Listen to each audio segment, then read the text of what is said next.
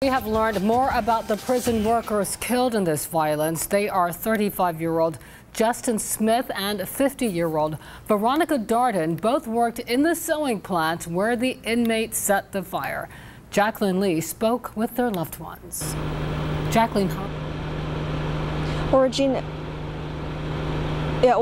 those family members are doing the best they can given the circumstances. They tell me they never expected the attack over there in that prison to snatch away 2 innocent lives. There were 8 police cars that passed us going 100.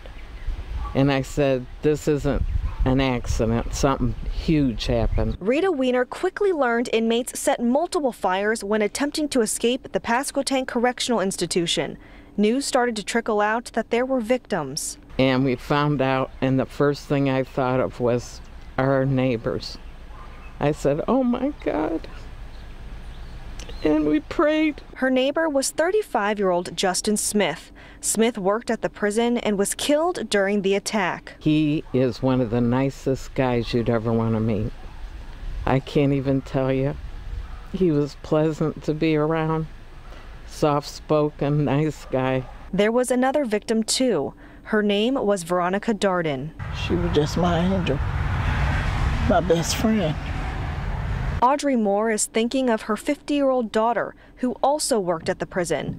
Those who knew her called her Ronnie. She was just Ronnie. She loved her job. She cherished that job. She loved it. I never hear her complain about getting up in the morning, early in the morning, going to work. Moore described Ronnie as very sassy, always smiling, and said she would talk your ears off, but said she's haunted by what happened. I don't know what I'm going to do without her. I just don't know.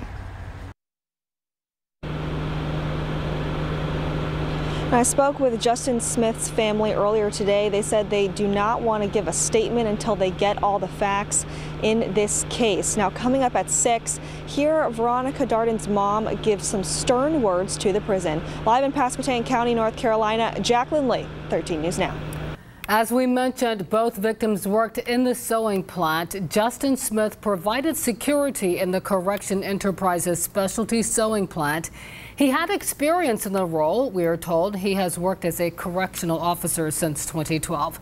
And Veronica Darden was the manager of the Correction Enterprises program. She supervised inmates working in the sewing plant. She worked in the program since 2007 and was a corrections officer before that.